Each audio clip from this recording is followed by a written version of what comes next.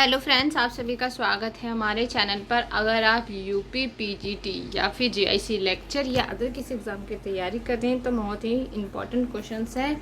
और आपकी UP PGT का एग्ज़ाम डेट जो है बहुत ही नज़दीक हो गया, अगस्त में जो इसका पेपर है। तो चलिए, बहुत ही अच्छे प्रश्न हैं इस वीडियो में, आपके लिए हेल्प करेंगे। तो देखते हैं क्या है पहला प्रश्न कि उत्तर भारत में ग्राम बरही विवाह का प्रचलन निम्नलिखित में से किन अत्यंत अंतर संबंधित कारकों से उद्गृत हुआ है। ऑप्शंस आपके सामने दिए गए हैं। पहला है जाति अंतर विवाह, दूसरा है स्थानीय कल्पित नातेदारी और तीसरा है नातेदारी समूह का क्षेत्रीय स्थायित्व और चौथा है गोत्र। तो सही आंसर ऑप्शन सी होगा, यानी 2 और 4। 2 क्या है? स्थानीय कल्पित नातेदारी और गोत्र। नेक्स्ट क्वेश्चन देखते हैं दूसरा। एकल परिवार स्नेह, प्रेम और सामाजिक अंतर्क्रिया का महत्वपूर्ण स्रोत होता है। ठीक है, और कारण क्या है? आधुनिक जीवन की अनामता के कारण ऐसी जगह की जरूरत गहन हो जाती है जहां व्यक्तिगत भावनात्मक आवश्यकताओं की पूर्ति हो। तो हमें बताना है दोनों में से क्या सही है, कारण ए या बी। ठीक है, सही आंसर होगा इसका ऑप्शन डी, यानी कि ए गलत है लेकिन आर सही है। ठीक है, एकल परिवार में स्नेह सामाजिक अंतर्क्रिया का महत्वपूर्ण स्रोत होता है, ये जो है गलत है और आर सही है। नेक्स्ट क्वेश्चन है थर्ड। निम्नलिखित में से कौन सा एक मध्य प्रकार की जटिलता वाले समाज का उदाहरण है जिसमें अन्य प्रकार के पारिवारिक प्रबंध सामान्य हैं? तो तीसरे का आंसर हुआ ऑप्शन डी, यानी कि नायर। नेक्स्ट है सुमेलित करना है, लक्षण और अवधारणाएं दी गई हैं। पहला है परिवार की महिलाओं के माध्यम से वंशक्रम संबंधों का निर्धारण करना, और इसकी अवधारणा क्या है? पितृ परंपरा वंशक्रम।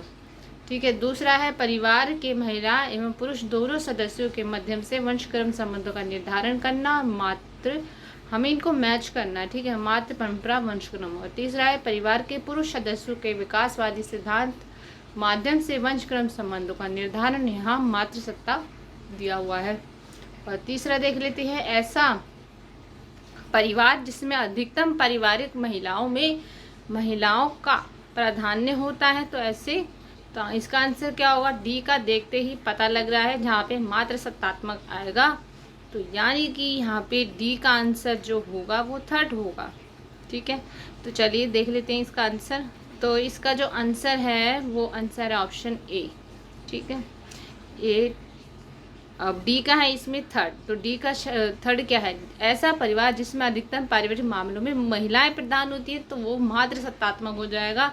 आपका यहीं से जो है ये क्लियर हो जाता है। ठीक है, फिर क्या है? ए का 2, यानी कि ए का 2 होगा परिवार की महिलाओं के माध्यम से वंशक्रम संबंधों के निर्धारण करना, तो ये मात्र परंपरा वंशक्रम है।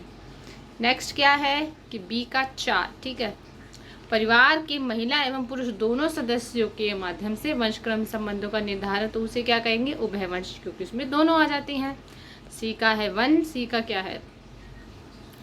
परिवार के पुरुष सदस्यों के विकासवादी सिद्धांतों के माध्यम से वंशक्रम का निर्धारण, यानी कि पी का है 1, पितृ परंपरा वंशक्रम। ठीक है, तो चलिए देखते हैं आप नेक्स्ट।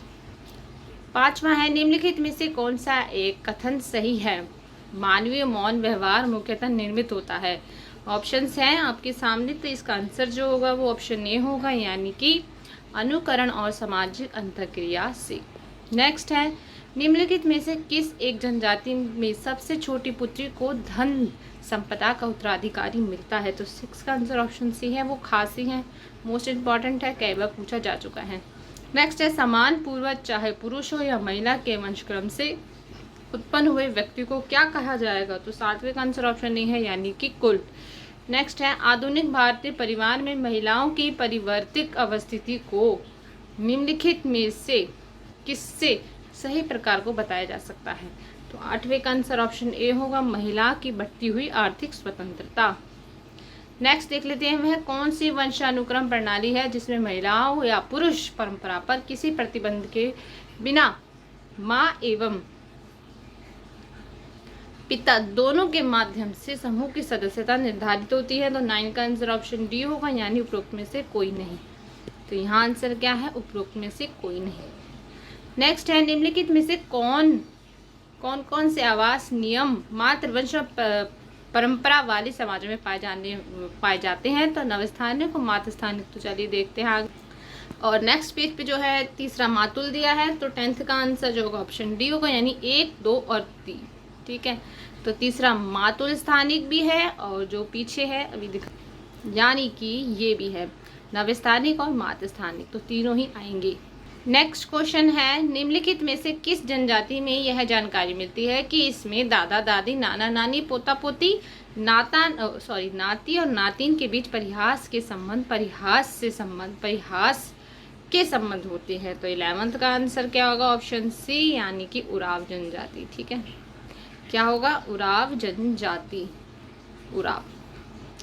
नेक्स्ट सूची बतानी है हमें। पहला है प्रतिबंध का नियम और को सूची 2 यानी नियम का नाम से के साथ सुमेलित करना है। तो नीचे दिए गए हैं प्रतिबंध के नियम और नियम का नाम, तो हमें इनको मैचिंग करनी है। तो सही आंसर इसका क्या होगा, जैसे ए दे रखा है, अपने वंश समूह के बाहर से जीवन साथी का चुनाव करना, उसे क्या कहते हैं, उच्च जाति की महिला के निम्न जाति के पुरुष के साथ संबंध विवाह, अपने जाति समूह के भीतर ही विवाह करना। तो हमें इसका आंसर बताना है।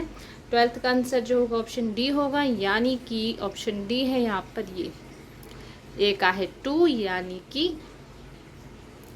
ये अपने वंश समूह के बाहर से जीवन साथी का चुनाव करना, उसे क्या कहेंगे, बरही विवाह।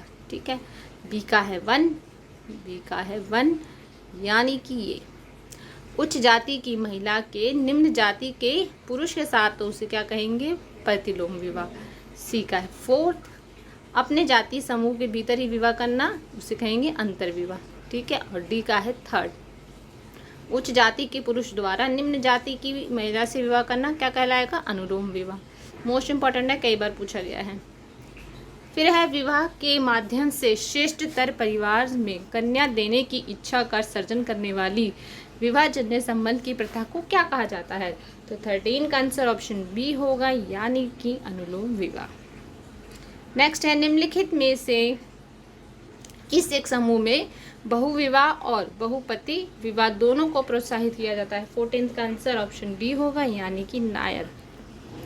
नीचे 15 क्वेश्चन है, निम्नलिखित कथनों पर विचार करना है। तो कथन है, हिंदू विवाह अधिनियम 1955 तब तक किसी भी अनुसूचित जनजाति के सदस्यों पर लागू नहीं होता जब तक सरकार अपने गजट में अनुसूचित कर अन्यथा निर्देश न दे। और दूसरा है, अपराध दंड प्रक्रिया संहिता 1973 जो कि 1947 का 2 के अनुसार निर्वहन का अधिकार पत्नी और आश्रित बच्चों को ही नहीं अपितु विपन्न माता पिता और तलाकशुदा पत्नियों को भी दिया गया है।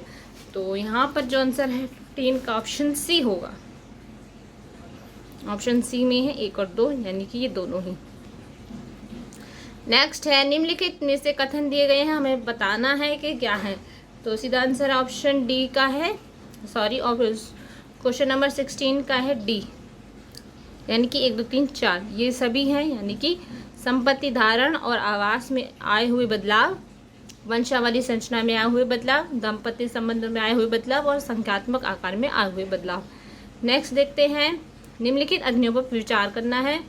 तो 17 का आंसर ऑप्शन बी होगा, यानी कि पहले तीसरा आएगा, भारतीय उत्तराधिकार नियम आया था, फिर बाल विवाह निरोधक अधिनियम और फिर विशेष विवाह अधिनियम, और लास्ट में आया था मुस्लिम विवाह तलाक अधिकार संरक्षण अधिनियम। फिर नेक्स्ट है, विवाह के बारे में निम्नलिखित कथनों पर विचार करना है। तो 18 का आंसर ऑप्शन ए होगा, 1 और 2, यानी कि हिंदू समाज में विवाह एक पवित्र संस्कार है, मुस्लिम समाज में विवाह क्या है, एक अनुबंध है। तो अभी तक के लिए यहीं पर। तो थैंक यू सो मच हमारी इस वीडियो को देखने के लिए। आगे और भी वीडियोस में आपको बहुत अच्छे क्वेश्चंस मिलेंगे। तो आप सभी का बहुत बहुत धन्यवाद हमारी इस वीडियो को देखने के लिए।